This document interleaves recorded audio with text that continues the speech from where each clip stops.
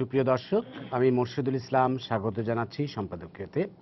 আমাদের আজকের আলোচ্য বিষয় বিচারপতিদের অভিশংসন ও ৭২-এর সংবিধান। আর এ নিয়ে আলোচনার জন্য আমাদের স্টুডিওতে আজকে যারা উপস্থিত রয়েছেন আমি পরিচয় করিয়ে দিচ্ছি। রয়েছেন সুপ্রিম কোর্টের আইনজীবী ব্যারিস্টার পারভেজ আহমেদ, রয়েছেন সিনিয়র সাংবাদিক কাজী আব্দুল হান্নান এবং রয়েছেন সুপ্রিম কোর্ট আইনজীবী সমিতির সাবেক সাধারণ সম্পাদক অ্যাডভোকেট সম রেজাউল করিম। প্রিয় দর্শক, আপনাদের বলে দিই, আপনারও ইচ্ছে করলে আমাদের সাথে সরাসরি এই আলোচনায় যোগ দিতে পারবেন। আমাদের ফোন করতে পারেন, যেই নাম্বারগুলো টেলিভিশনের পর্দায় দেখা যাবে সেই নাম্বারে। এছাড়া আপনারা ফেসবুক অথবা SMS এর মাধ্যমেও আপনাদের মন্তব্য পাঠাতে পারেন। তো আমরা আলোচনায় যাবার আগে একটু দেখে নেব এই মুহূর্তের সর্বশেষ সংবাদগুলো। বিচারপতিদের অভিশংসনের ক্ষমতা ফিরে পাচ্ছে সংসদ। এতে সংসদ ও বিচারপতিদের মধ্যে কোনো বিরোধ হবে না, অভিমত আইন কমিশনের।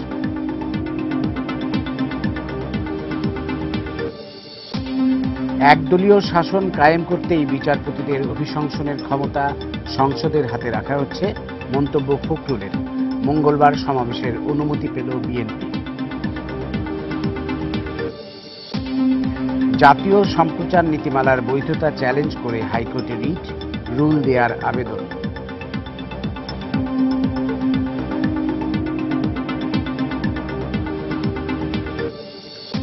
ভারী বৃষ্টি ও পাহাড়ি ঢলে তৃতীয় দিনের মতো দেশের বিভিন্ন এলাকার নদ নদীর পানি বৃদ্ধি অব্যাহত। চরম দুর্ভোগে চরাঞ্চলবাসী, কমেছে তিস্তার পানি। এবং হারানো সিংহাসন ফিরে পেলেন সাকিব আল হাসান। অশ্বিন ও ফিলান্ডারকে পেছনে ফেলে টেস্ট র্যাঙ্কিংয়ে আবারও দখলে নিলেন বিশ্বসেরা অলরাউন্ডারের খেতাব।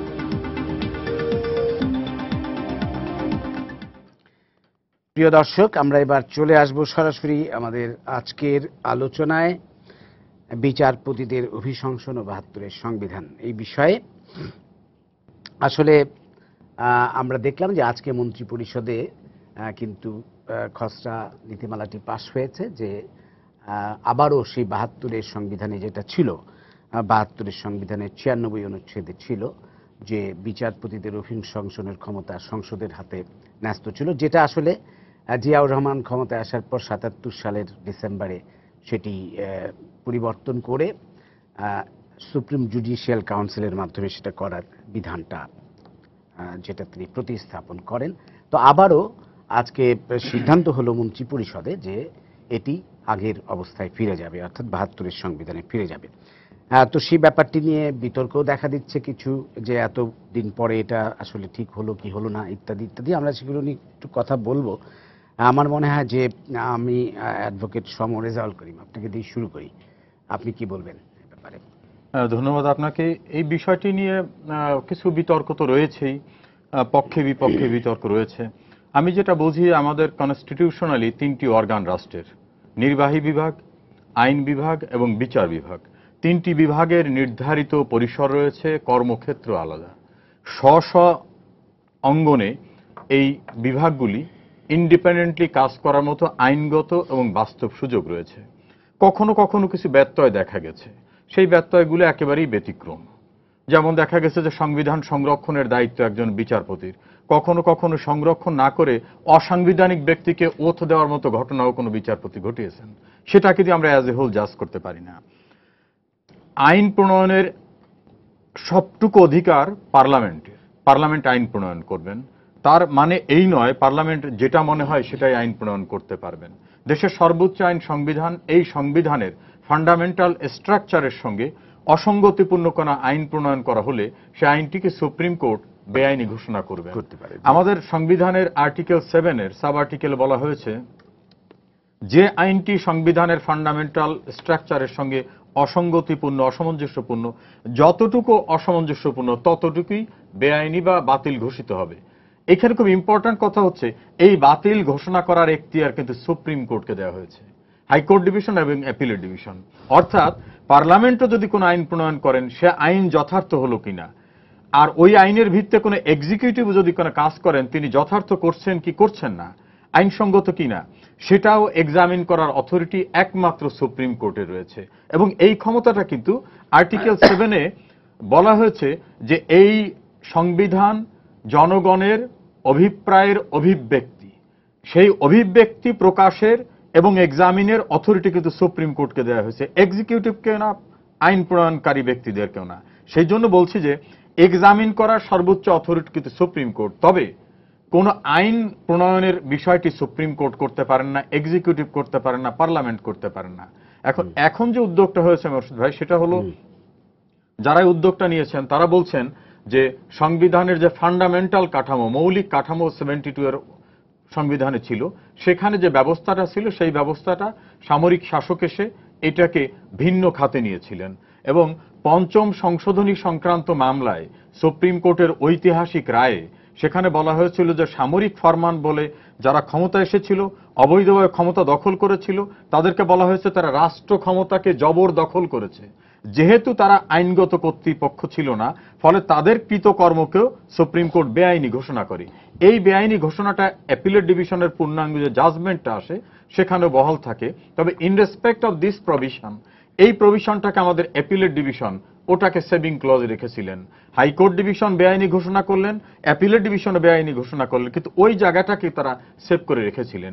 এখন গভর্নমেন্টের পক্ষ থেকে বলা হচ্ছে না, ফান্ডামেন্টাল যে অবস্থানটা কনস্টিটিউশনের ছিল সেটাকে আমরা রেস্টোর করতে চাই এই গ্রাউন্ডের উপরে যে জনগণ ভোট দিয়ে তাদের প্রতিনিধি নির্বাচন করেন, যাদের তারা সংসদ পরিচালনা করেন, সংসদ সার্বভৌম, জনগণের প্রতিনিধি তারা, কাজে আইনগত পরিসরটা তাদের থাকবে। এখন এটাকে কখনো কখনো বিভিন্নভাবে ব্যাখ্যা করা হয়। কেউ বলেন যে তাহলে কি সংসদের হাতে ক্ষমতা গেলে বিচারপতিদের চাকরিচ্যুত করা, অভিশংসন করা, চাপের ভিতর রাখা, আজ্ঞাবহ করা, এই সব ব্যবস্থাটা গভর্নমেন্ট হাতের ভিতর নিতে চাচ্ছে কিনা। আবার গভর্নমেন্টের পক্ষ থেকে তারা বলছেন যে এই পদ্ধতিটাকে না বুঝে না জেনে আবেগে অনেক সময় রাজনৈতিক দৃষ্টিকোণ থেকে সমালোচনা করা হয়। কেন? যে ওই সুপ্রিম জুডিশিয়াল কাউন্সিল যে ব্যবস্থা, সেখানেও কিন্তু বিচারপতিকে চাকরিচ্যুত করা বা অভিশংসন যে নামে বলি, সেটাও কিন্তু আলটিমেটলি রাষ্ট্রপতির। আর এই সিস্টেমটাও যদি আলটিমেটলি রেস্টোর করা হয়, সেখানেও কিন্তু আলটিমেটলি রাষ্ট্রপতি। তবে ইনকোয়ারি এবং পর্যবেক্ষণের যে প্রসেসটা, ওইটা ছিল সুপ্রিম কোর্টের চিফ জাস্টিস এবং অপর দুই জাজ। আর এখন এই বিদ্যমান ব্যবস্থায় পার্লামেন্ট এটাকে ইনকোয়ারি করবে। সেই ক্ষেত্রে আবার বিজ্ঞজনরা অনেকে বলছেন যে একটা ব্যালেন্সের জায়গা এরকম হতে পারে যে কোন জাজ কর্মদক্ষ, কার যোগ্যতা আছে, কিনি কাজ করার জন্য অযোগ্য, এইটাকে এক্সামিন করার জন্য এক্সপার্ট হিসাবে কিন্তু বিচারপতিরা সর্বোচ্চ জায়গায় থাকতে পারেন। সেই ক্ষেত্রে ইনকোয়ারি প্রসেসের একটা পার্ট বিচারকদের মধ্য থেকে আসতে পারে এবং এইটাকে অ্যাজ এ হোল গ্রহণ করা হবে কি হবে না একটা ওপেন ডিবেটের মধ্য থেকে যার বিরুদ্ধে ব্যবস্থা নেওয়া হচ্ছে তাকে আত্মপক্ষ সমর্থনের সুযোগ দিয়ে পার্লামেন্ট সেটাকে একটা ফাইনাল ডিসিশন দিয়ে রাষ্ট্রপতির অ্যাপ্রুভালের জন্য পাঠাতে পারেন। এখন এটা নিয়ে রাজনৈতিকভাবে কেউ কেউ বলছেন যে একেবারে বিচার বিভাগকে আজ্ঞাবহ করবে, কেউ বলছেন না আমরা আইনকে, সংসদকে, সার্বভৌম জায়গাকে রেস্টোর করতে চাই। আমার কাছে মনে হয়েছে যারা যেভাবেই এই বিষয়টাকে ব্যাখ্যা করুন না কেন, বিচার বিভাগের সার্বভৌমত্ব, বিচার বিভাগের মর্যাদা, বিচার বিভাগের স্বাধীনতার জায়গাটিকে কোনোভাবে হস্তক্ষেপ করা হবে বলে আমি মনে করি না। ধন্যবাদ। কাজী আব্দুল হান্নান, আপনার কাছে একটু পরে আসবো। আমি একটু ব্যারিস্টার পারভেজ আহমেদ আপনার কাছে আসি, এই ব্যাপারে আপনার মন্তব্য। ধন্যবাদ মুর্শিদ ভাই আমাকে সময় দেওয়ার জন্য। রেজা ভাই খুব সুন্দরভাবে আজকে মন্ত্রিসভা যে সিদ্ধান্ত নিয়েছে তার সাথে উনি সহমত পোষণ করেছেন। আমি খুব যুক্তিসঙ্গত কারণে এটার সঙ্গে আমি দ্বিমত পোষণ করছি। কারণটি হচ্ছে দুটো ব্যাপার আমার কাছে মনে হয়। যে প্রথমে দেখতে হবে যে কোনো একটা আইন, এক সেকেন্ড, আমি কিন্তু সহমত না, আমি বলছি যে এটাকে এক্সটেন্ড করতে হবে, অর্থাৎ কোন বিচারপতির যোগ্যতা অযোগ্যতা, আমি মনে করি বিচারকদেরও ইনভলভমেন্ট থাকা দরকার যারা এটাকে কোয়ারি করতে পারে। একেবারে সহমত থেকেও কিছু ডিফার করেছেন, মানে সাপ্লিমেন্ট দিয়ে সাজেশন দিয়েছেন। ঠিক আছে তো কথাটা। এখন কথাটি হচ্ছে কি, মানে আমাদের দেখতে হবে যে আমাদের মানে যারা এটা করেছেন তাদের অবস্থানটা কি। আমরা যদি আমাদের রাজনৈতিক চরিত্রের দিকে তাকাই এই মুহূর্তেই, তাহলে সরকারের প্রতিটি পদক্ষেপই কিন্তু একটি সমালোচনার জায়গা তৈরি করছে। আমরা দেখেছি খুব এই কয়েকদিন আগে নিকট অতীতে গভর্নমেন্ট যখন সম্প্রচার নীতিমালা নিয়ে কথা বলছে, তখন স্বভাবতই একমাত্র সরকারের স্পোক্সম্যান এবং সরকারের কে সমর্থন করেন অন্ধভাবে কিছু ব্যক্তি ব্যতিরেকে, ইভেন যারা গণমাধ্যমের কর্মী, গণমাধ্যমে যারা চালিত আছেন, প্রত্যেকেই সবাই বলার চেষ্টা করেছেন যে এই নীতিমালাটি এক ধরনের শৃঙ্খল। এখন আজকে আবার আমরা দেখলাম যে সরকার চাচ্ছে অভিশংসন ক্ষমতাটা, যেটা ৭২-এর সংবিধানে ছিল, সেটা তারা আবার রেজিস্টোর করতে চাচ্ছেন। তাদের অজুহাতটা কি? দুটো জায়গায় তারা অজুহাত দিয়েছেন। একটি হচ্ছে যে এটা শহীদ রাষ্ট্রপতি জিয়াউর রহমানের ছিল, এই ব্যাপারে তাদের একটা অ্যালার্জি আছে। আরেকটি হচ্ছে যে তারা বলছে যে এটা যেহেতু উনি ওনাদের দৃষ্টিতে তখন সামরিক ফরমান বলে করেছেন, সুতরাং সেটা তারা অ্যাকসেপ্ট করছেন না। আর পঞ্চম সংশোধনীর যে রায়টি হয়েছে তার আলোকে এটার সঙ্গে এটা যায় না, তাদের কথাটি হচ্ছে না। কিন্তু এটা কিন্তু আরেকটি বড় বিষয় কিন্তু সরকারের পক্ষ থেকে বলা হয়েছে, আমি একটু নোট দিই আপনাকে, সেটা হচ্ছে যে বিচারপতিদের অভিশংসনের ক্ষমতা যদি বিচারপতিদের হাতেই থাকে, তাহলে একই ডিপার্টমেন্টের ব্যাপার, সেখানে কিন্তু নিরপেক্ষভাবে সে জাজমেন্টটা হবে কিনা সেটা নিয়ে প্রশ্ন উঠতে পারে। সেই জন্য আপনার এই কথার সাথে যদি আমি একমত পোষণ করি, তাহলে বুঝতে হবে যে বিচারপতি বা বিচার ব্যবস্থা একটা ভিন্ন সিস্টেম। আপনি রাষ্ট্রের অনেকগুলি অর্গানকে যদি আপনি একসাথে ভাবে দেখেন, আর জুডিশিয়াল সিস্টেমকে আপনি আলাদাভাবে দেখতে হবে। এটা হচ্ছে রাষ্ট্রের এমন একটি সেন্সিবল মাধ্যম, যে মাধ্যমটা হচ্ছে আমাদের শেষ ভরসা রাষ্ট্রস্থল। আমরা যে দল করি না কেন, আমরা এই জায়গাটাকে একটা আপহোল্ড করার চেষ্টা করি, যে এখানে সংবিধান, এখানে বিচার ব্যবস্থা, এটা এমন একটা জায়গা, সেক্রেট প্লেস, যেটা দলাদলি রাজনীতি সমস্ত কিছু ঊর্ধ্বে থাকার একটা ট্রেডিশন আমাদের মধ্যে গড়ে উঠেছে। কিন্তু আমরা দেখতে পাচ্ছি কি, আমরা দেখতে পাচ্ছি যে সরকারের মধ্যে একটা নিয়ন্ত্রণ করার একটা ক্ষমতা, মানে ইচ্ছা দিন দিন বেড়ে যাচ্ছে, কর্তৃত্ববাদী যে ইচ্ছাটা, সেটা কিরকম? আমরা এটা কিন্তু এই রোগটি কিন্তু সরকারের গত 5ই জানুয়ারি নির্বাচনের পরে দেখতে পাচ্ছি বেশি আকারে। কেমন করে দেখা যাচ্ছে? সরকার নিজেই যেহেতু একটা নো কনফিডেন্সের জায়গায় আছে জনগণ কর্তৃক, এবং মানে সাংবিধানিকভাবেও, তো সরকার ভাবছে যে আমাদেরকে যে জায়গা থেকে আমাদের ব্যবস্থাটাকে চ্যালেঞ্জ করতে পারে, বা যে জায়গা থেকে আমাদের উপর কর্তৃত্ব আসতে পারে বা আমাদের থ্রেট হতে পারে, সরকার সেইভাবে প্রথম হাত দিয়েছে মিডিয়াতে, গণমাধ্যমে। আমরা দেখলাম সরকার বলার চেষ্টা করলো যে এরকম নীতিমালা নাকি আমাদের দেশে অনেকদিন ধরে বিদ্যমান আছে, যে নীতিমালার আওতায় অন্যান্য গণমাধ্যম তারা লাইসেন্স পেয়েছে, প্রিন্ট মিডিয়া প্রকাশিত হচ্ছে, এই নীতিমালার আওতায় নাকি হচ্ছে। তারা আমাদের বোঝানোর চেষ্টা করলেন। আর এটার আলোকে তারা বলছে, যেমন রেজা ভাই যে কথাটা বললেন, যে আগেও ছিল এটা আলটিমেটলি রাষ্ট্রপতির হাতে, সো এটা করার পরে সেটা রাষ্ট্রপতির হাতেই যাবে। মানে আমি ঠিক বুঝতে পারছি না, যদি এটাই আলটিমেটলি হয় তাহলে এটা করার প্রয়োজনটা কোথায়? নিশ্চয়ই প্রয়োজনটা কোথাও না, অন্তর্নিহিতটা তাৎপর্য নিশ্চয়ই আছে। আমি মনে করি সংবিধানের সাথে সাংঘর্ষিক কি সাংঘর্ষিক না, সেটা তো হচ্ছে আইনগত একটা ম্যাটার। আমি হয়তো আমার দৃষ্টিকোণতে বলবো যে এই ব্যবস্থাটা বাংলাদেশের যে ধরনের জনগণ, যে ধরনের লোক সংসদে রিপ্রেজেন্ট করছে বর্তমানে, যে সংসদের মধ্যে রিপ্রেজেন্টেশনের কনফিডেন্সের জায়গাটা প্রায় 0.05-এর মতো, সেখানে এই জাতীয় সংশোধনী, যে কোনো ধরনের সংশোধনী, এই জাতীয় যেটা অনেক জনগুরুত্ব সম্পন্ন, যেখানে অনেক ধরনের মাস পার্টিসিপেশন দরকার, যেখানে অনেক ধরনের বিভিন্ন কর্নার থেকে সাজেশন আসা উচিত, তাহলে একটা আস্থার সংকটটা না থাকলে এই ধরনের সুপারিশগুলি বাস্তবায়ন করাটা যে কোনো কল্যাণমুখী রাষ্ট্রের জন্য অনেক বেটার। আর সরকার যে দেশের কথা বলেছে, অস্ট্রেলিয়ার কথা বলেছে, গ্রেট ব্রিটেনের কথা বলেছে, যুক্তরাষ্ট্রের কথা বলেছে, যে এখানে একই ধরনের প্রসিডিউর ফলো করা হয়। সে দেশে তো 154 জন বিনা পরিচয়ে নির্বাচিত হওয়ার কোনো পদ্ধতি নাই। সে দেশে তো বিরোধী দল না আসলে নির্বাচন বাতিল হয়ে যায় না। সে দেশে তো এমন না যে বিরোধী দল আসার সাপেক্ষে গণতন্ত্র সংরক্ষিত হবে। ওখানে হচ্ছে ডেমোক্রেসিটা সার্বজনীন। ওখানে বিরোধী দলের নেত্রীকে কোন বাসায় রাখা হবে এটার জন্য কোনো আইন পাশ করতে হয় না, গভর্নমেন্ট কোনো গেজেটও দেয় না। ওখানে সিস্টেমটা এমনভাবে চলে এসছে যে প্রতিহিংসার জায়গাটা শূন্যের কোঠায়। আর আমার দেশে রাজনীতি তো সেটা আছেই, পাশাপাশি প্রতিহিংসাটা হচ্ছে সর্বোচ্চ মাত্রায় অবস্থান করে। এখানে ব্যক্তিগতভাবে যেভাবে চরিত্র হনন করা হয় একজন আরেকজনকে ভাবে, আমরা দেখতে পেরেছি এই কিছুদিন আগে 15ই আগস্ট নিয়ে একজন বলছেন যে বঙ্গবন্ধুর খুনি হচ্ছেন উনি, আর উনি বলছেন বঙ্গবন্ধুর খুনি হচ্ছেন উনি। এই যে খুনাখুনির জায়গায়, তাহলে আমরা জনগণরা কি ওই খুনিদের কি রাষ্ট্রের ক্ষমতা দিচ্ছি? একটুখানি আমি শেষ করে দিই। তার মানে কথাটি হচ্ছে কি, সরকার এখন দেখতে পাচ্ছে আলটিমেটলি জায়গাটা হচ্ছে এরকম যে তার মধ্যে ধারণা সৃষ্টি হয়েছে যে আমাদের প্রতিটা জায়গাকে এমনভাবে কর্তৃত্ব বা নিয়ন্ত্রণ করতে হবে যে যেই জায়গাগুলি আমাদেরকে কখনো চ্যালেঞ্জ করতে পারবে না। আরেকটা কথা বলেছে যে অসাধুচরণ যেটা বলা হয় বিচারপতিদের, হু উইল ডিফাইন্ড, এইটা জায়গাটা কিন্তু সংসদের উপর ন্যস্ত করে দেওয়া হচ্ছে। তাহলে সংসদের কাছে এই জুডিশিয়ারিটা কিন্তু জিম্মি হয়ে যাবে ইনফ্যাক্ট। আর যে রেজা ভাই যেটা বললেন যে আলটিমেটলি প্রেসিডেন্টের হাতে যে যাবে, সেই প্রেসিডেন্টও কিন্তু আমাদের দেশের রাজনৈতিক একজন ব্যক্তি। সুতরাং পুরো প্রক্রিয়াটা যখন রাজনীতিকরণ হয়ে যাবে, আর যখন দেশে এমন একটি অবস্থা যেখানে একটা কনফিডেন্সের জায়গাটা খুবই জিরো মাত্রায় আছে, সেখানে এই ধরনের একটা সংশোধনী আনা মানে আমি মনে করছি পুরো জুডিশিয়ারিকে কুক্ষিত করার একটা প্রক্রিয়া, এবং তা বরং আরো এই যে রাজনৈতিকভাবে যে উত্তপ্ত অবস্থা বিরাজ করছে এটাকে আরো উস্কে দেবে বলে আমি মনে করি। ধন্যবাদ। কাজী আব্দুল হান্নান, আপনার মতামত শুনে নেব, তারপরে অন্য আলোচনায় আসবো। ধন্যবাদ আপনাকে। এমন একটি গুরুত্বপূর্ণ এবং বড় ধরনের বিতর্কের সৃষ্টি করেছে এমন একটি প্রসঙ্গে আমাকে কথা বলার সুযোগ দেওয়ার জন্য। আমরা এই প্রসঙ্গটি যদি মূল্যায়ন করতে চাই, পর্যালোচনা করতে চাই, তাহলে এর প্রেক্ষাপটকে যদি আমরা বাদ দিয়ে আলোচনা করতে চাই, তাহলে রাজনৈতিক যে বিতর্ক, এই বিতর্কেই সমস্ত বিষয়টা কেন্দ্রীভূত হয়ে যায়। আমাদেরকে কিন্তু এর প্রেক্ষাপটটা বুঝতে হবে। প্রেক্ষাপটটা কি? আমরা বাংলাদেশের সংবিধান যখন গ্রহণ করা হয়, বাংলাদেশ নামের রাষ্ট্রটি যখন গঠন করা হয়, তখন এর মুখবন্ধে প্রিয়াম্বেলে আমরা জনগণ ঘোষণা করেছি। কোনো রাজনৈতিক দল, কোনো জনপ্রতিনিধি কিন্তু এই ঘোষণাটি করছেন না। ঘোষণাটি করছে বাংলাদেশের জনগণ, এবং বাংলাদেশের জনগণ এই সংবিধান প্রণয়ন করেছে তার রাষ্ট্র পরিচালনার জন্য। তাদের পক্ষ থেকে কে করেছে? তৎকালীন গণপরিষদ। প্রিয়াম্বেলে এই প্রথম বাক্যেই এই বিষয়টি স্পষ্ট।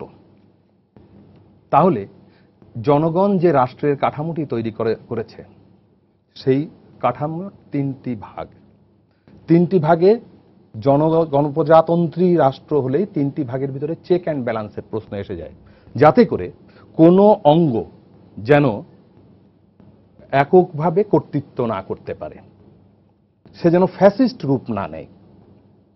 এই জায়গায় আমরা যদি আইনসভা অর্থাৎ পার্লামেন্টের দিকে তাকাই, পার্লামেন্টের চেক অ্যান্ড ব্যালেন্সের জন্য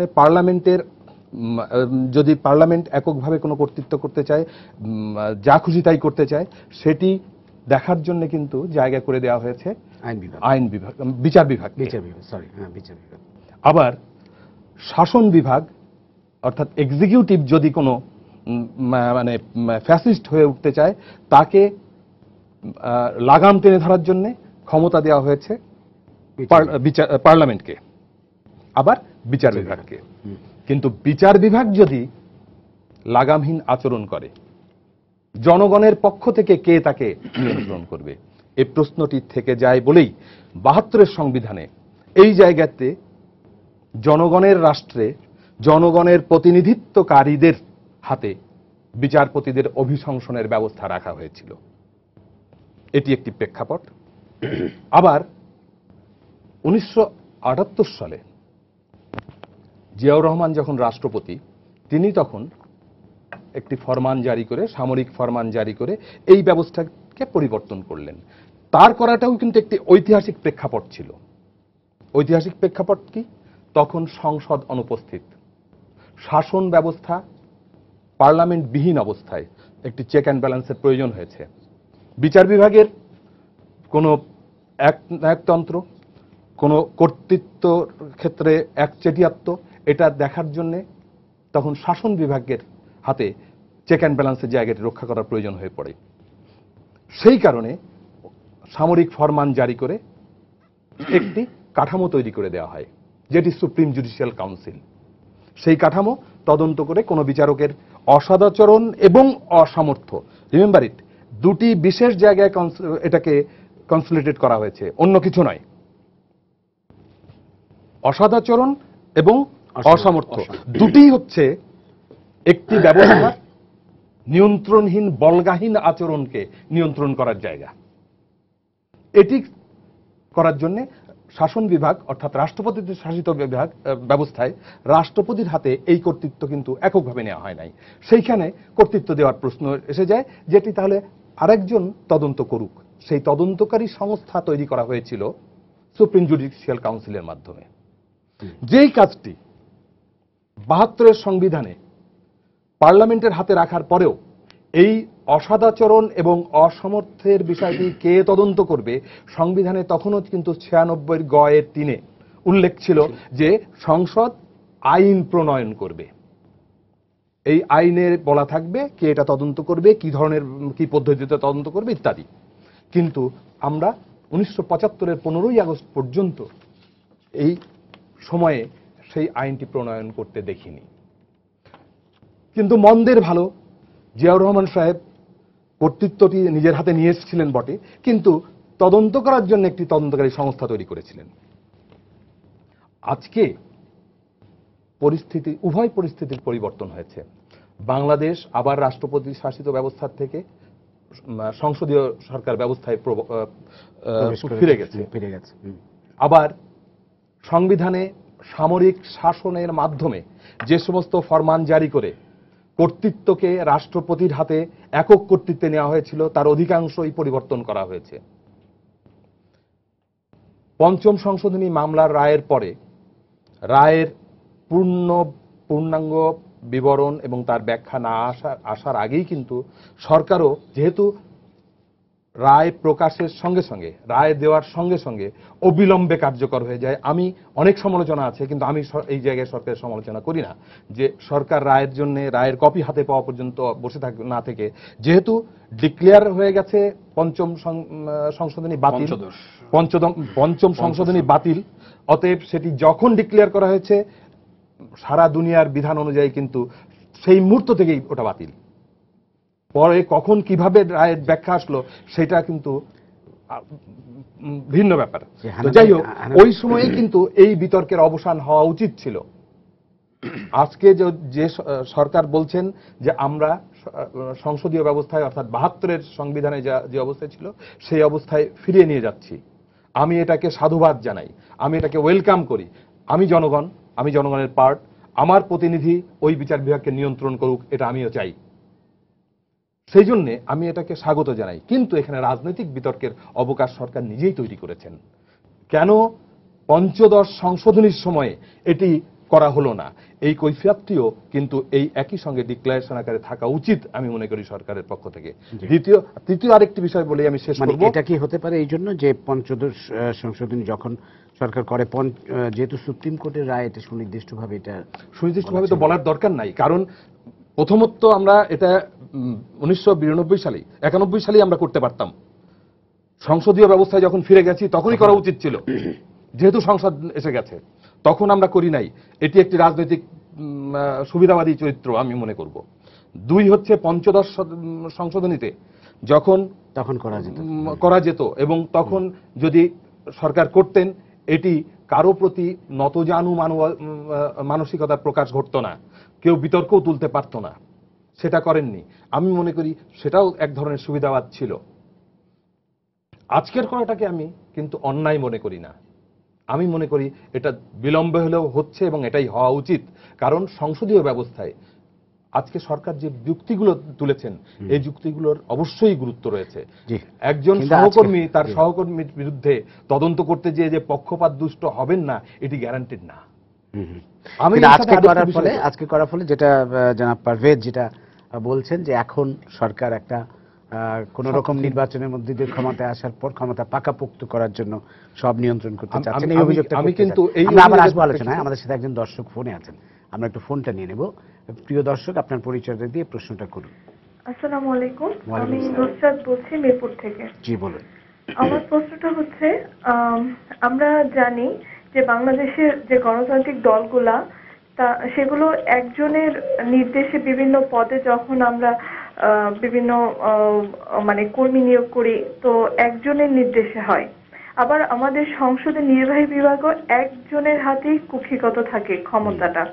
তো সেই জায়গা থেকে কি এটা আমরা যদি যুক্তরাষ্ট্র বা ভারত, অস্ট্রেলিয়ার সাথে আমাদের এই প্রক্রিয়াকে তুলনা করতে চাই, এটা কি আমাদের ক্ষমতাকে আরো বেশি কুক্ষিগত প্রক্রিয়াকে ত্বরান্বিত করবে না? আরেকটা প্রশ্ন, সরকার যদি ৭২-এর সংবিধানে যেতেই চায়, তাহলে কি রাষ্ট্রধর্ম ইসলাম এটা বাদ দিবে কিনা? ধন্যবাদ। আমি বলবো, ওনার দুটি প্রশ্নই খুব প্রাসঙ্গিক এবং অত্যন্ত গুরুত্বপূর্ণ। আমি মনে করি সরকার যদি আন্তরিক হন এবং সরকার যদি প্রকৃতই সংসদীয় গণতন্ত্রের জন্য নিবেদিত থাকেন, তাহলে কে করছেন এটি বড় কথা নয়, কোন পার্লামেন্ট আছে এটি বড় কথা নয়, ব্যবস্থাটি বড় কথা। ব্যবস্থাটির যে পরিবর্তন হওয়া দরকার, আমরা অতীতের সরকারগুলির এদিকে কোনো মনোযোগ দেখি নাই। বিলম্ব হলেও একটি বোধোদয় হয়েছে, এজন্য আমি আন্তরিকভাবে আগেই ধন্যবাদ জানিয়েছি। কিন্তু আমাদের সম্মানিত দর্শক যে প্রশ্নটি করলেন যে এটি আরো নিয়ন্ত্রিত হয়ে যাবে কিনা, এই জায়গাটিতে আমি উদ্বিগ্ন নই। উদ্বিগ্ন নই এই কারণে না যে এই কনস্টিটিউশনে 72-এও ছিল, এখনো যে প্রস্তাবটা করা হয়েছে এর 3 নাম্বার ইয়েতে বলা হয়েছে যে এই প্রক্রিয়াটি কি হবে, এ ব্যাপারে আইন প্রণয়ন করা হবে। এই আইনটি খুব গুরুত্বপূর্ণ। এই আইনটিতে অসদাচরণ এবং অসামর্থ্যের ডেফিনেশনটি আইন হলে সেখানে থাকবে, সংজ্ঞাটি থাকবে। এবং যেহেতু বাংলাদেশ নামক রাষ্ট্রটি লিখিত আইনের দ্বারা পরিচালিত হয়, সেজন্যই এই এখানে ডিফাইন করতে হবে, সংজ্ঞায়িত হবে অসদাচরণ এবং অসামর্থ্য।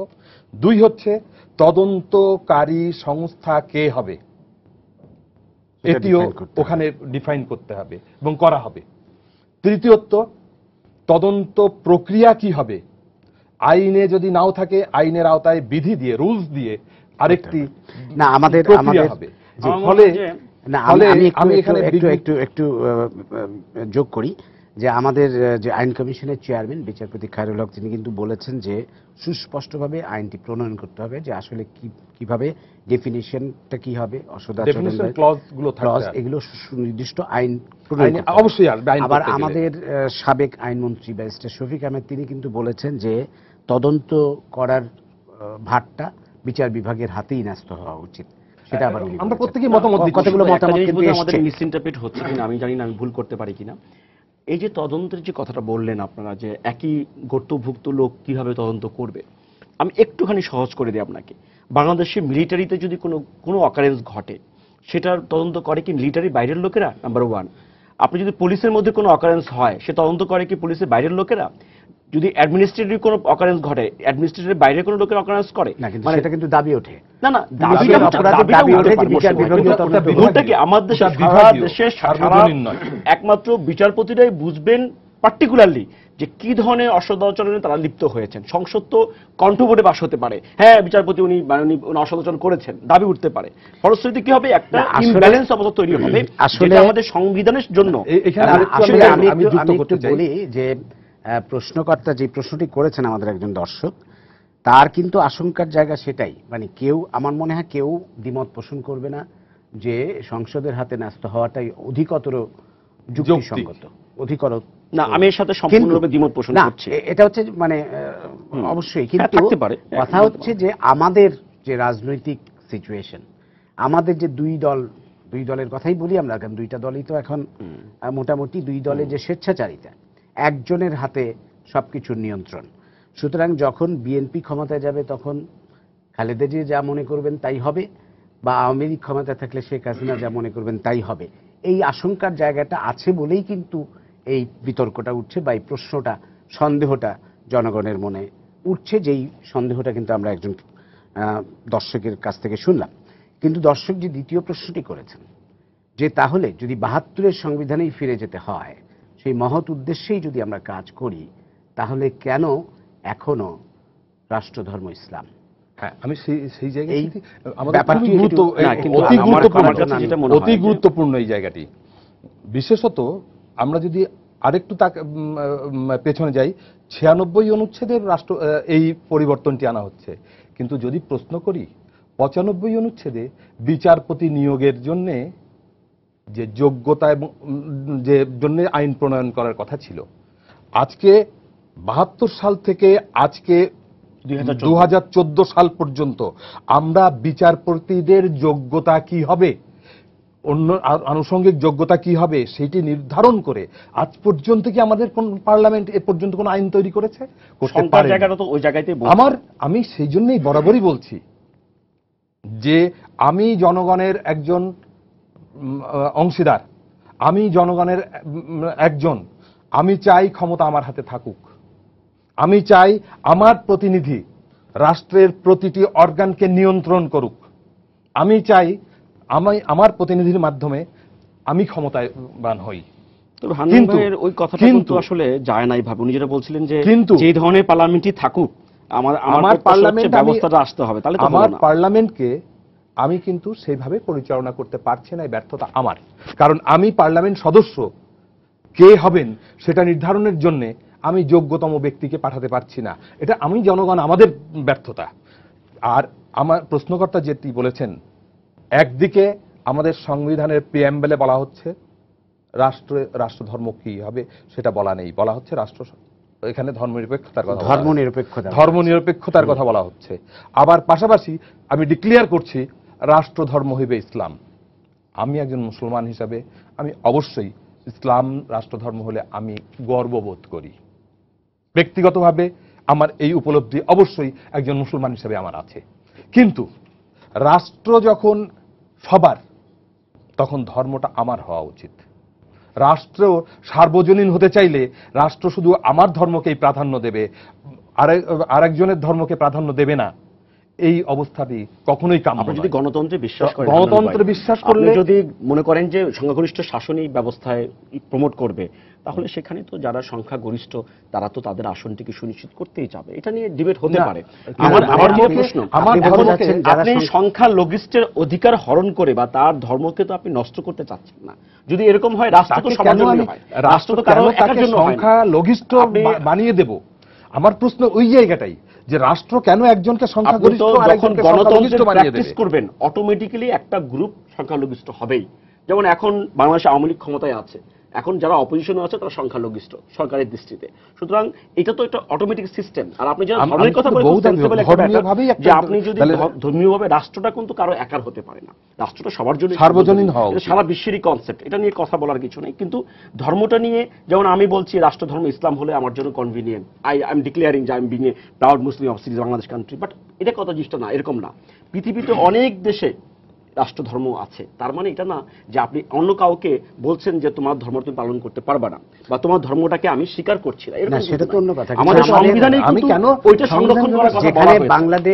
যেখানে বাংলাদেশ ধর্মভিত্তিক রাষ্ট্র হয়েছে, ধর্মনিরপেক্ষ রাষ্ট্র হিসেবে, ধর্মনিরপেক্ষ রাষ্ট্রের চেতনা থেকে, এবং আমরা একটা সেকুলার স্টেট গড়ার জন্যই মুক্তিযুদ্ধ করেছিলাম। সেখানে আপনি রাষ্ট্রধর্ম ইসলাম করবেন, আবার আমি সেই পাকিস্তানি কনসেপ্ট, পাকিস্তানের সেই কনসেপ্ট ধর্মভিত্তিক রাষ্ট্র। আরেকজন দর্শক আমাদের সাথে টেলিফোনে আছে, আমরা একটু ফোনটা নিয়ে নিই। প্রিয় দর্শক, আপনার পরিচয়টা দিয়ে প্রশ্নটা করুন। আচ্ছা, ফোনটি মনে হয় লাইনটা কেটে গেছে, আমরা আবার লাইনটা আছে। আচ্ছা আচ্ছা, প্রিয় দর্শক প্রশ্নটি করুন। জি, আসসালামু আলাইকুম, কুমিল্লা থেকে বলছিলাম। জি বলুন। আমার প্রশ্নটা তিনজন সম্মানিত অতিথির কাছে, যে আজকে যে ক্ষমতাটা দেওয়া হয়েছিল যে সংসদের কাছে বিচারপতিদের, যে আজকে মানে ক্ষমতাটা যে বিচারপতিকে অপসারণ করা যাবে, আসলে এই আইনটা কি আমাদের বাংলাদেশের জনগণের জন্য করা হয়েছে নাকি সরকারের কল্যাণের জন্য করা হচ্ছে? আর এখানে আরেকটা কথা হচ্ছে যে দেখা যাবে যে কোন বিচারপতি যদি সাধারণত আজকে একটা রায় দিল, তাহলে দেখা যাবে যদি সরকারের কোনো বিপক্ষে কোনো বা বিরোধী কোন নেতা কর্মী যদি এই পক্ষে রায় যদি বের হয়ে যায়, তাহলে মনে করবো যে এই ব্যাটাই হতে পারে অন্য কিছু। তাহলে তার প্রতি সংসদের ভিতরে হ্যাঁ বলে যুক্ত হয়েছে, স্পিকার বলবে, আর দেখা যাবে অষ্টম শ্রেণীর আপনার সংসদ সদস্য অষ্টম শ্রেণী পাস করলো না, মেট্রিক পাস করলো না, একদম বিসিএস। ধন্যবাদ। আপনার প্রশ্নটা বোঝা গেছে। আসলে যে প্রচুর রকমের যে একটা কি বলবো মিসআন্ডারস্ট্যান্ডিং আছে দর্শকদের মধ্যে বা সাধারণ জনগণের মধ্যে এই বিষয়টি নিয়ে, সেটি বোঝা গেল এই দর্শকের প্রশ্নে। আমি অ্যাডভোকেট সম রেজাল্ট করি, আপনাকে বলবো একটু সংক্ষেপে এই দর্শক বা এই দর্শকের অনেকগুলো বিষয় তো আলোচনা হয়েছে, এই দর্শকের জন্য একটু যদি আগে বলে নেন এইভাবে কি হবে কিনা। সম্মানিত দর্শক বলছেন, কারণ আমাদের দেশের রাজনৈতিক কালচারটা এত বাজে জায়গায় গেছে, ওই কান নিয়ে গেছে চিলের পিছনে দৌড়ঝাঁপ শুরু হয়ে গেছে, বিষয় সম্পর্কে ধারণা নাই। আমি দেখছি কয়েকটা রাজনৈতিক দল স্টেটমেন্ট দিয়ে, বক্তৃতা বিবৃতি সব দিয়ে ফেলছেন। তারা বোধহয় এই যে আজকে যে চেঞ্জটা হচ্ছে, এই চেঞ্জটার ভিতরে ন্যূনতম খোঁজ খবর রাখেন নাই। আর এখানে বলা হয়েছে যে আপনি দেখুন, ল্যাঙ্গুয়েজটা হলো প্রস্তাব সম্পর্কিত পদ্ধতি, কোনো বিচারকের অসদাচরণ অসমর্থ সম্পর্কে তদন্ত প্রমাণের জন্য পদ্ধতি সংসদ আইনের দ্বারা নিয়ন্ত্রণ করতে পারবে, অর্থাৎ ল ফ্রেম করার অথরিটি দিয়েছে। কিন্তু এরা মনে করলেন যে তাহলে সংসদে যার বিপক্ষে যাবে হয়ে যাবে, হাজয় যুক্ত হয়েছে, বিদায় দেবে গেল। বিষয়টা তো সহজ না। একজনের বিরুদ্ধে সুনির্দিষ্ট কমপ্লেইন আসতে হবে, তার শারীরিক বা মানসিকভাবে অসমর্থ, এবং শব্দটা হচ্ছে গুরুতর অসদাচরণ, মিয়ার অসদাচরণ না। এই অভিযোগটা যদি আসে, তাহলে সে অভিযোগটাকে ইনকোয়ারি করতে হবে। ইনকোয়ারি করবে কিভাবে?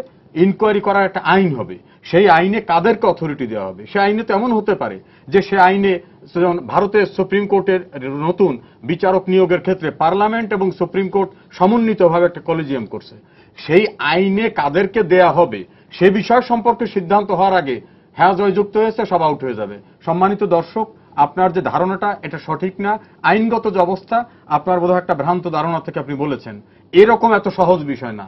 নাম্বার 2 হচ্ছে, আমি ফর দ্য আর্গুমেন্টসে ধরে নিলাম যিনি বিচারক আমার ভালো লাগলো না, হায় জয়যুক্তর মতো বলে আমি আউট করে দিলাম।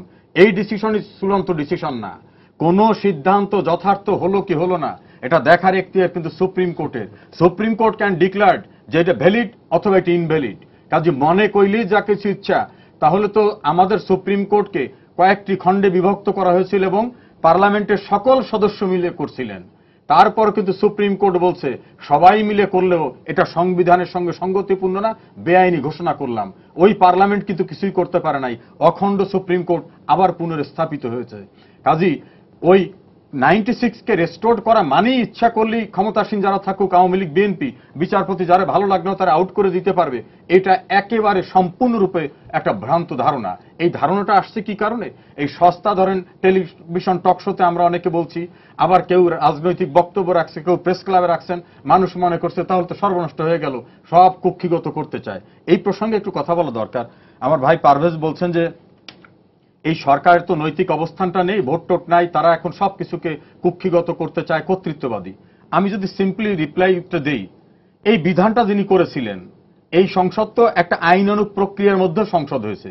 যিনি এই বিধানটা করেছিলেন তার তো কোনো অথরিটি ছিল না, তিনি তো সামরিক শাসক ছিলেন। সুপ্রিম কোর্টের রায়ে তাকে বলা হয়েছে দেশদ্রোহী, অবৈধভাবে রাষ্ট্র দখলকারী বলা হয়েছে এবং তার কৃত সকল কর্মকে অবৈধ ঘোষণা করা হয়েছে। তো যিনি অবৈধ ব্যক্তি তিনি যে ফরমানটা জারি করলেন সেইটা নৈতিক ভিত্তি থাকবে, আর যারা কনস্টিটিউশনাল বডি তাদের যেটা চিন্তা চেতনা সেটা কি অবৈধ হয়ে যাবে? এই জন্য আমি বলছি যে রাজনৈতিক বিতর্ক নিয়ে না আমরা একাডেমিক্যালি কথা বলতে পারি। আর একটা কথা আপনার আলোচনার ভিতরে আসছে, আমরা দুজনে বলছেন যে টার্গেটটা সবসময় সবকিছুর উপর থাকতে চায় কিনা আজ্ঞাবহ করার। আমি সেই জায়গায় একটু ছোট্ট ইতিহাস মনে করে দিই। বঙ্গবন্ধু হত্যা মামলা ছিল সবচেয়ে গুরুত্বপূর্ণ বিষয় শেখ হাসিনার জীবনে, মাননীয় প্রধানমন্ত্রীর জীবনে। তার বাবাকে নৃশংসভাবে হত্যা করেছিল, কারা হত্যা করিয়েছিলেন, কারা করছিলেন সব ঘটনা সবাই জানে। সেই হত্যা মামলার বিচার পেতে তাকে 34 বছর অপেক্ষা করতে হয়েছে। এই 34 বছরে সুপ্রিম কোর্টে বিচার প্রক্রিয়ায় অনেকেই এমব্রাস ফিল করছেন যে বিচারই করব না। জাতির জনকের হত্যা মামলার বিচার যারা করবেন না তারা কিন্তু হাইকোর্ট ডিভিশন থেকে সুপ্রিম কোর্টে বিচারক হতে শেখ হাসিনা বাধা সৃষ্টি করেননি। বঙ্গবন্ধু হত্যা মামলার আসামিদের 15 জন আর 5 জনাকে খালাস দিয়েছিলেন বিচারপতি মোহাম্মদ রুহুল আমিন। তাকে কিন্তু শেখ হাসিনা বাংলাদেশের প্রধানমন্ত্রী করতে প্রধান বিচারপতি করতে। বঙ্গবন্ধু হত্যা মামলার আসামিদের 3 জনাকে খালাস দিয়েছিলেন বিচারপতি ফজলুল করিম। তাকে সুপ্রিম কোর্টের বাংলাদেশের প্রধান বিচারপতি করতে শেখ হাসিনা কিন্তু বাধা সৃষ্টি করেননি। বিচার হওয়ার আগেই কর্নেল রশিদের স্ত্রী জোবায়দা রশিদকে মামলার থেকে খালাস দিয়ে দিয়েছিলেন বিচারপতি মাহমুদুল আমিন চৌধুরী। তিনি কিন্তু শেখ হাসিনার সময় বাংলাদেশের প্রধান বিচারপতি হয়েছেন। এই কথাটা উদাহরণটা এই জন্য আনলাম যে আজ্ঞাবহ করা বা ব্যক্তিগত দৃষ্টিকোণ থেকে বা ক্ষোভের কারণ থেকে যে ঘটনাগুলো ঘটার আশঙ্কা আমরা করছি, এত বড় উদাহরণ আমি আপনার সামনে উপস্থাপন করলাম, এতে কিন্তু সমস্যা হয়নি। বিচার বিভাগকে আজ্ঞাবহ করার কোন চিন্তা চেতনার থেকে এটা হয়েছে এটা মনে করি না। আমি নিজেও কিন্তু মোর্শেদ ভাই মনে করি 96 এর এই জায়গাটা রেস্টোর করা নিয়ে দ্বিধাদ্বন্দ্বে অনেকে থাকে। আমিও বলছি যে এটাকে আরো এক্সটেন্ড করে বিচার বিভাগকে সম্পৃক্ত কিভাবে করা যায়, আইনে তাদের ইনকোয়ারি করা যায়। আমি হুবহু এই ব্যবস্থার সঙ্গে আমি নিজেও কিন্তু একমত নই, কিন্তু যে কথাটা আমরা টেনে নিয়ে আসি, আপনি দেখেন বিচার বিভাগকে আজ্ঞাবহ করার চেষ্টা। আওয়ামী লীগের গভর্নমেন্ট আমলে বিচারক নিয়োগ দেওয়া হয়েছিল, সেই নিয়োগ প্রক্রিয়ায় যারা নিয়োগ দিয়েছিলেন সেই সময়, অর্থাৎ যারা সাজেশন দিয়েছিলেন তাদের অনেকেই কিন্তু অন্য গভর্নমেন্ট আমলের বিচারপতি নিয়োগ পেয়েছিলেন। 16 জন বিচারককে প্রধান বিচারপতি রিকমেন্ডেশন দেওয়ার পরেও তাদের চাকরি স্থায়ী করা হয়নি। এই রাজনৈতিক দৃষ্টিকোণ থেকে তাদের মতো বিচারকদের বাদ দিয়ে দেওয়ার পরে তাদের জীবন থেকে 7টি বছর যাওয়ার পরে লড়াই করে আইনি লড়াইয়ের ভিতর থেকে কিন্তু তারা আবার বিচারক পদে প্রতিষ্ঠিত হয়েছেন। এই যে খারাপ দৃষ্টান্তটা, এই দৃষ্টান্তটি আওয়ামী লীগ গভর্নমেন্ট করেনি। এই জন্য আজ্ঞাবহ করার বিএনপি আমলে অ্যাপয়েন্টেড অনেক জাজ কিন্তু কনফার্ম হওয়ার আগে আবার আওয়ামী লীগ গভর্নমেন্ট ক্ষমতায় আসছে। একটা উদাহরণ কেউ দেখাতে পারবেন, আমি চ্যালেঞ্জ করে বলছি যে শেখ হাসিনা গভর্নমেন্ট এসে একজনকে বাদ দিছে, এ কথাটা এই কারণে বলছি, আজ্ঞাবহ করা বা রাগ বিরাগে বশবর্তী হয়ে কাউকে বৈষম্যমূলক আচরণ করা এই রেকর্ড কিন্তু নাই। এখন এটা পার্লামেন্টে নেওয়া নিয়ে বিতর্ক হতে পারে, থাকা নিয়ে বিতর্ক হতে পারে, সেটা অন্যদিকে। আজ্ঞাবহ করার কথা বলবেন, আমার ভাই বলছে যে সম্প্রচার নীতিমালা ইটস এ মিয়ার গাইডলাইন। নীতিমালার দাবি তো সাংবাদিকরাও তুলছিলেন। এই নীতিমালার সব পয়েন্টের সঙ্গে মোর্শেদ ভাই কিন্তু আমিও একমত না। এটা আলাপ আলোচনার ভিতর থেকে আইন প্রণয়নের ক্ষেত্রে সংশোধিত হতে পারে, সংযোজিত হতে পারে। সংবাদপত্র বা সংবাদ মাধ্যমের কণ্ঠরোধ করার কথা বলেন, তাই যদি হতো তাহলে তথ্য অধিকার আইন, যেখানে সকলের তথ্য জানার অধিকার থাকবে, এই ব্যবস্থাটা কিন্তু শেখ হাসিনা প্রবর্তন করেছেন। এই আইনটা কি তিনি রাখঢাক রাখতে চাইলে এই আইন দিয়ে সকলকে উন্মুক্ত করে দিতেন না যে সবকিছু জানতে পারবেন। অতীতে কিন্তু বলা হতো অফিসিয়াল সিক্রেসি অ্যাক্ট, কিছুই জানতে দেওয়া হবে না, রাষ্ট্র কি করতেছে, অফিস কি করতেছে। এখন কিন্তু you are entitle to get the all information. এই যে সদিচ্ছার জায়গাটা, এটাকেও নিতে হবে। এই সামগ্রিকভাবে আমরা একটা জায়গায় ডক্ট্রিন অফ সেপারেশন অফ পাওয়ারের যে কথাটা, সেই কথাটাকেও ভুললে হবে না। বিচার বিভাগ তার জায়গায় চর্চা করবে, শাসন বিভাগ তার জায়গায় চর্চা করবে, পার্লামেন্ট তার জায়গায় চর্চা করবে। ট্রু, পার্লামেন্টের স্ট্যান্ডার্ড সে আগের স্ট্যান্ডার্ড নাই, কিন্তু যিনি সংসদ সদস্য হয়েছেন আইনানুগ প্রক্রিয়ায়, আমি মনে করি তার 8 পাস বলতে পারি, কিন্তু এ কথা সত্য, constitutional he is very much member of parliament. এই যার যার জায়গাটাকে আমরা শ্রদ্ধার দৃষ্টিতে যদি দেখি, সমন্বয়ের মধ্য থেকে দেখি, আপনি দেখবেন আমাদের প্রধান বিচারপতি ছিলেন খায়রুল হক, তিনি কিন্তু বলছেন যে সমন্বয়ের অভাব হবে না। আমরা অনেকে মনে করি সমন্বয়ের অভাব হওয়ার ক্ষেত্রটা রচিত হতে পারে, যে আইনটা করার কথা বলা হয়েছে ওই আইনটায় কাদের অ্যাকোমোডেশন দেওয়া হচ্ছে, ইনকোয়ারি প্রসেসে কাদেরকে ইনভলভ করা হচ্ছে, সেটা নিয়ে হতে পারে। আমি ব্যক্তিগতভাবে এখনো মনে করি যে জুডিশিয়ারির ক্ষেত্রে কোন রকম আজ্ঞাবহ করার চিন্তা যদি থাকতো, আমাদের সুপ্রিম কোর্ট অঙ্গনে আপনিও গিয়েছেন, সুপ্রিম কোর্টের অ্যানেক্স বিল্ডিং, যেটা 43 বছরে বাংলাদেশে একটা বিল্ডিং হয়েছে বিচার বিভাগের, সেই বিল্ডিংটি কিন্তু শেখ হাসিনা গভর্নমেন্ট করেছে। লয়ারদের বসার অ্যাকোমোডেশনের যে সুপ্রিম কোর্ট অ্যানেক্স বিল্ডিং, সেটা কিন্তু শেখ হাসিনা গভর্নমেন্ট করেছে। বিচারকদের বাসা ছিল না, চিফ জাস্টিসের বাড়ির অপোজিটে দেখবেন একটা হাই রাইজ বিল্ডিং হচ্ছে সমস্ত বিচারপতিদের সেখানে অ্যাকোমোডেশনের, এটা কিন্তু শেখ হাসিনা গভর্নমেন্টের সময় হয়েছে। আপনি চিফ জুডিশিয়াল ম্যাজিস্ট্রেসি বাংলাদেশের সমস্ত ডিস্ট্রিক্টে আলাদা করে আলাদা বিল্ডিং, আলাদা অ্যাকোমোডেশন, এবং আগে ম্যাজিস্ট্রেটরা বিচার করতেন প্রশাসনের, তাকে কিন্তু ডিসি ডেকে বলতো, এমপি ডেকে বলতো এইটা করো। এখন কিন্তু প্রত্যেকটা ম্যাজিস্ট্রেটসি জুডিশিয়াল অফিসাররা, তাদের নিয়ন্ত্রণ কিন্তু চিফ জাস্টিসের অধীনে। আগে কিন্তু সুপ্রিম কোর্টের ফান্ডটা আইন মন্ত্রণালয়ে আটকা থাকতো, এখন কিন্তু তাদের ইয়ারলি যে বাজেটটা, এটা সুপ্রিম কোর্টে দেওয়া হয় যে ইন্ডিপেন্ডেন্টলি তারা যেন ব্যয় করতে পারে। আমি একটা উদাহরণ বললাম এই কারণে, বিচার বিভাগের প্রতি সম্মান এবং শ্রদ্ধার জায়গাটা না থাকলে এই ডেভেলপমেন্ট দৃষ্টান্তগুলো হতো না। এখন হতে পারে 96 নিয়ে বিতর্ক, কিন্তু এইটাকে রাজনৈতিকভাবে আজ্ঞাবহ করার জন্য করছে, এই চিন্তা চেতনা বোধহয় সঠিক না। আচ্ছা, আমি একটু জিনিসটা রেজা ভাই খুব ভালোভাবে দিয়েছেন, ব্যাখ্যাটা দিয়েছেন কিনা, কেন আসলে থ্রেট না। উনি বলার চেষ্টা করেছেন যে সরকারের ইন্টেনশন অত্যন্ত ভালো এবং এই পর্যন্ত সরকার সাফল্যমণ্ডিতভাবে এত সুন্দর সুন্দর কাজ করেছে, সো সরকারের হাতে আর অনিরাপদ হওয়ার কোনো সুযোগ নেই, মানে সারমর্মটা এরকম। আমি মনে করি এখানেই অনিরাপদ হওয়ার সবচেয়ে বেশি সম্ভাবনা আছে। কেমন করে আমি একটুখানি বলি, সেটা হচ্ছে 72-এর সংবিধানের কথা আপনিও বলেছেন, হান্নান ভাইও বলেছে, রেজা ভাইও বলেছে যে 72 সংবিধানে আমাদের মূল সংবিধানে ফেরত যাওয়ার কথা। 72-এর সংবিধানটা আমরা কেন ওন করছি? আমরা স্বাধীনতার স্পিরিট থেকে ধারণ করছি যে এই সংবিধানটা আমাদের জন্য one of the best constitution ছিল। এখন এই 72-এর সংবিধানের পরবর্তীতে বঙ্গবন্ধু আরেকটি ভালো আরেকটা বেটারমেন্টে উনি গিয়েছিলেন ওনার দৃষ্টিতে, সেটা হচ্ছে যে চতুর্থ সংশোধনীর মাধ্যমে। এই 4th অ্যামেন্ডমেন্টটার ব্যাপারে এখনো কিন্তু বাংলাদেশের কোনো পার্লামেন্টে 4th অ্যামেন্ডমেন্টকে চ্যালেঞ্জ করা হয়নি, বলাও হয়নি যে অ্যামেন্ডমেন্টটি খারাপ বা এটা আইনগত বহির্ভূত। এখন পর্যন্ত এই অ্যামেন্ডমেন্টটিও অত্যন্ত গ্রহণযোগ্য অ্যামেন্ডমেন্ট হিসেবে স্বীকৃতি আছে সংবিধানে। কিন্তু প্রশ্নটি হচ্ছে যে এই একজন ব্যক্তির ইচ্ছাতে, আজকে বঙ্গবন্ধুর অনেক কথা বলা হয় যে এটা ভালো, ওটা ভালো, জিয়াউর রহমানের সবকিছুই তো খারাপ, যেহেতু সামরিক ফরমান বলে করেছেন। তো এখন আমার কথা হচ্ছে, সরকার যদি সবকিছুকেই এত ভালো মনে করেন 72-এর, তাহলে এই যে পিক অ্যান্ড চুজ আমরা দেখলাম, যেখানে পঞ্চদশ সংশোধনীর মধ্যে সর্বশেষ সংশোধনীতে এই জিনিসটা কিন্তু আসেনি, এখানে একটা সেভিং ক্লোজের মধ্যে ছিল। এখন আমার যে কথাটি হান্নান ভাই বলার চেষ্টা করেছিলেন যে যেভাবেই হোক ব্যবস্থাটি হচ্ছে কিনা এটি বড় কথা, আমি কিন্তু তার সাথে একেবারে একমত না।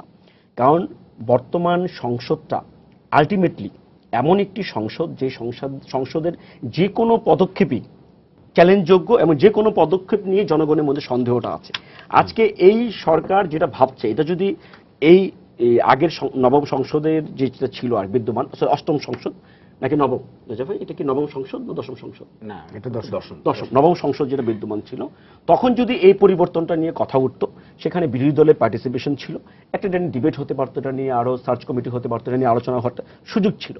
এখন যেখানে এই সংসদের মধ্যে যেখানে বিরোধী দলের নামমাত্র অস্তিত্ব আছে, সেটা আবার গেজেটভুক্ত দল, সেখানে এই জাতীয় একটা বড় সংশোধনী আনা হবে এবং সরকারকে সে ব্যাপারে সাধুবাদ দিতে হবে, এতটা উদারতা প্রদর্শন করার মতো ক্ষমতা আমার এখনো হয়নি। কারণ এই জন্যই হয়নি, কারণ আমরা দেখতে পাচ্ছি যেটাকে সম্প্রচার নীতিমালাকে মেয়ার গাইডলাইন বলে যেটাকে এড়িয়ে যাওয়ার চেষ্টা করা হচ্ছে, এইটাই হচ্ছে সংকটের মূল দৃশ্যগুলি। এইভাবেই কিন্তু 1975 সালে বঙ্গবন্ধুকে কিন্তু একটা জায়গায় নিয়ে যাওয়া হয়েছিল, ক্রমান্বয়ে সবকিছু বলা হয়েছে আচ্ছা বেশ বেশ বেশ, মানে আমরা যখন সবাই যার যার কর্নার থেকে সরকারের প্রতি পদক্ষেপকে আমরা সাধুবাদ জানাবো এবং সরকার যখন একটা জায়গায় যে একেবারে অটোক্রেসিতে রূপান্তরিত হবে, তখন কিন্তু এই সমস্যাগুলি আরো প্রকট আকার ধারণ করবে। এবং আজকে আমরা দেখতে পাচ্ছি জুডিশিয়ারিকে কথা বলা হচ্ছে, রেজা ভাই অনেকগুলি উদাহরণ দিলেন যাতে বোঝা যায় যে এই সরকারের ছাড়া জুডিশিয়ারি আর কারো হাতে নিরাপদ ছিল না। আমি দায়িত্ব নিয়ে বলতে চাই যে জুডিশিয়ারির এই যে ডেভেলপমেন্টগুলি বলা হলো যে এই সরকারের আমলে, প্রতিটা সরকার বাংলাদেশের জুডিশিয়ারিকে একটা জায়গায় প্রতিটা গভর্নমেন্ট তার প্রক্রিয়াগতভাবে ডেভেলপ করেছে। এই সরকার লাস্ট 7 বছরে একটা সুযোগ, 5 বছর একটা সুযোগ ছিল, আবার তারা অটোভাবে আরেকটা গভর্নমেন্টে এসছে। সো দুটো গভর্নমেন্টের কন্টিনিউটি যদি ধরি, তাহলে অনেক কিছু করার স্কোপ থাকতে পারে। এটা নিয়ে কোনো, আমরা একজন জুডিশিয়ারি অঙ্গনের লোক হিসেবে আমি এটাকে সাধুবাদ জানাই। যে সরকারই যে কোনো ডেভেলপমেন্ট করে জুডিশিয়ারিকে বেটারমেন্ট করার জন্য, এটা অবশ্যই সাধুবাদ পাওয়ার যোগ্য। কিন্তু প্রশ্নটি হচ্ছে, রেজা ভাই এখানে বসে আছে, এই যে হান্নান ভাই যে কথাটি তুললেন যে বিচারপতিদের নিয়োগের ব্যাপারে কি কি ক্রাইটেরিয়া থাকলে সুপ্রিম কোর্টে বা হাইকোর্টে একজন জাজ নিয়োগপ্রাপ্ত হবেন, সেই ক্রাইটেরিয়াগুলি কিন্তু আমরা আজ পর্যন্ত তৈরি করিনি, এই বিধিগুলি তৈরি করিনি। কেন করিনি? ফর বেটার, আমরা আমাদের পলিটিক্যাল স্ট্যান্ডটা বজায় রাখার জন্য, যাতে আমাদের দলীয় ক্যাডার ব্যক্তিগুলিকে ওখানে নিয়োগ দিতে পারি। এবং আমরা অতীতে যেই নিয়োগগুলি গত আমরা 5 বছর 6 বছর ধরে দেখছি, রেজা ভাই এখানে বসে আছে, উনি বারের সেক্রেটারিও ছিলেন, উনিও বলতে পারবেন যে এত, মানে এটা বলা যায় না এটা কন্টেম্প্ট অফ কোর্ট হবে কিনা, এরকম নিয়োগ প্রক্রিয়া কখনো অবলম্বন করা হয়নি। একটা ন্যূনতম একটা ক্রাইটেরিয়ার ভিত্তিতে আমরা নিয়োগ দেখেছিলাম ইতিপূর্বে, কিন্তু এবারেই আমরা গত 5 বছর এবং এখন পর্যন্ত যে অব্যাহত আছে, যে এমন সব ব্যক্তিকেও নিয়োগ দেওয়ার কথা বলা হচ্ছে বা নিয়োগ দেওয়া হয়েছে যেটা আসলে তর্কিতের উপরে না। এখন আমার কথাটি হচ্ছে যে আপনারা সরকার যে ব্যবস্থাটি এখন গ্রহণ করেছে, কোনো অবস্থাতেই সরকারের এই মুহূর্তে এরকম বিরোধী দলহীন একটা সংসদের মধ্যে এরকম গুরুত্বপূর্ণ একটা বিষয়কে নিয়ে ব্যবস্থায় চলে যাওয়ার কোনো সুযোগ নেই। সুতরাং সরকারকে অতি দ্রুত আমি মনে করব এই সিদ্ধান্তটি প্রত্যাহার করা উচিত এবং বৃহৎ পরিসরে আলোচনার পরিপ্রেক্ষিতে এবং এই জুডিশিয়ারি যারা ইনভলভমেন্ট আছে, সুপ্রিম কোর্ট বার আছে, তারপরে বিভিন্ন ল ইগুলি আছে, যে বডিগুলি আছে, তাদের সঙ্গে বসে এবার একটা সিদ্ধান্ত নেওয়ার একটা প্রক্রিয়া হতে পারে। ধন্যবাদ। না, কিন্তু আপনি যেটা একটু আগে বলছিলেন যে সবকিছুতেই সরকারের ভাবা দেয়া, সেটা কিন্তু না। এখন যে আলোচনা হচ্ছে, এই যে আমরা এখানে বসে যে চুলচেরা আলোচনা করছি, মানে যার যার মতবাদ তুলে ধরছি, না মানে কিছু কিছু জায়গা থেকে দেখা যায় যে আগে ছিল না বাংলাদেশে, এটা আপনার স্বীকার করতে হবে। মোর্শেদ ভাই কেন থাকবে বাংলাদেশ? আর আমাদের সময় শেষ, আমি একটু শেষ আমাদের হান্নান ভাইয়ের কাছে যাব। মানে আমার শেষ প্রশ্নটা হচ্ছে এই, যে যদি রাষ্ট্রপতিকে, মাননীয় মহামান্য রাষ্ট্রপতিকেও নিয়োগ দিতে পারে বা অভিশংসন করতে পারে যে সংসদ, সেই সংসদ বিচারপতিদের কেন অভিশংসন করতে পারবে না? আমি তো বরাবরই বলছি যে অবশ্যই সংসদের মাধ্যমে কিন্তু জনগণ শক্তিশালী হচ্ছে। অর্থাৎ বিচারপতিরা কিভাবে কাজ করছেন, তিনি অসদাচরণ করছেন কিনা, তিনি অসমর্থ কিনা, সেটি নির্ধারণ করার জন্য একটি বডি তৈরি করে দেওয়ার কথা এই বিধানেই বলা হয়েছে। আইন দ্বারা সেটা তৈরি হবে, আর্টিকেল 3 তে আইন দ্বারা সেটা তৈরি করা হবে। সেখানে হতে পারে এই সুপ্রিম জুডিশিয়াল কাউন্সিলে যে প্রধান বিচারপতি এবং তার অধস্তন সর্বজ্যেষ্ঠ 2 বিচারপতিকে নিয়ে সুপ্রিম জুডিশিয়াল কাউন্সিল গঠন হবে। আইন তাদেরকেও দায়িত্ব দিতে পারে, অথবা এক্স বিচারপতিকে দায়িত্ব দিতে পারে, অথবা তদন্ত কাজে অভিজ্ঞ যে সমস্ত পুলিশ অফিসাররা আছেন, রিটায়ার্ড হতে পারেন, তাদেরকেও, যারা নির্বাহী বিভাগের আওতায় নেই, এরকম হতে পারে। আইন কিভাবে করবে আমরা আইনটা দেখলে তখন বলতে পারবো। এবং সেই ক্ষেত্রে একটি বিষয় আমাদের মাথায় রাখতে হবে, যে কথাটি আমি শুরুতে বলেছিলাম, যে রাষ্ট্রের প্রতিটি অঙ্গের চেক অ্যান্ড ব্যালেন্স করার জন্যে একটি অঙ্গ যে কাজ করবে সেটি স্ক্রুটিনি করার জন্য আরেকটি অঙ্গকে দায়িত্ব না দিলে এক ধরনের অটোক্রেসি তৈরি হতে পারে। আমি আবারও দৃঢ়ভাবে বলতে চাই, সুপ্রিম জুডিশিয়াল কাউন্সিলের যে ব্যবস্থাটি এখন পর্যন্ত সংবিধানে বলবৎ আছে, এটাকে আমি ব্যক্তিগতভাবে মনে করি জনগণের ক্ষমতা, জনগণের কর্তৃত্ব বিচার বিভাগের উপরে নেই। বিচার বিভাগের উপরে জনগণের কর্তৃত্ব তৈরি করতে হলে অবশ্যই জনগণের নির্বাচিত প্রতিনিধিদের হাতে কিছু না কিছু স্ক্রুটিনির ক্ষমতা দিতে হবে। সেই স্ক্রুটিনির ক্ষমতা এর মাধ্যমে দেওয়া হচ্ছে। তবে এটি চূড়ান্ত নয়। যে কথাটি আমাদের সম্মান রেজাউল করিম সাহেব বলেছেন যে পার্লামেন্ট যদি হ্যাঁ না ভোটেও কাউকে অভিসংসদের পক্ষে সিদ্ধান্ত দিয়ে দেয় এবং রাষ্ট্রপতি যদি স্বাক্ষর করেন, তারপরেও সংসদের যে কোনো কার্যক্রম স্ক্রুটিনি করার দায়িত্ব বিচার বিভাগের, অর্থাৎ আমাদের সুপ্রিম কোর্টের রয়েছে। ওটাই চূড়ান্ত নয়, স্ক্রুটিনি ওখানে আবারও দ্বিতীয় দফা হতে পারে। ধন্যবাদ আপনাদের। আমরা আশা করব যে এই নতুন পদ্ধতি, এটি পুরনো ৭২-এর সংবিধানে আমরা ফিরে গেছি নতুন ভাবে। এটি আমরা আশা করি যে এটি নিশ্চয়ই আমাদের সামনের দিকে এগিয়ে নিয়ে যাবে, আমরা হয়তো পেছনে ফিরে যাব না। ধন্যবাদ আপনাদের সবাইকে, শুভেচ্ছা জানিয়ে শেষ করছি আজকের সম্পাদকীয়। আগামীকাল আবারও দেখা হবে রাত 10টায়। দেখার আমন্ত্রণ রইল। শুভরাত্রি।